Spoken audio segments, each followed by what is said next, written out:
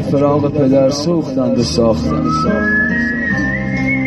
آی خدا، آی خدا سایه هیچ پدری از خونه زندگیش کم نشه خدا.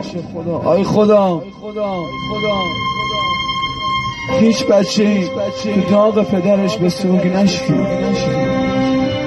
آی خدا، نیاد روزی که دختری دنبال تابوت پدرش باشه، نیاد روزی که پسری با ناله و آه پدرش رو صدا بزنه.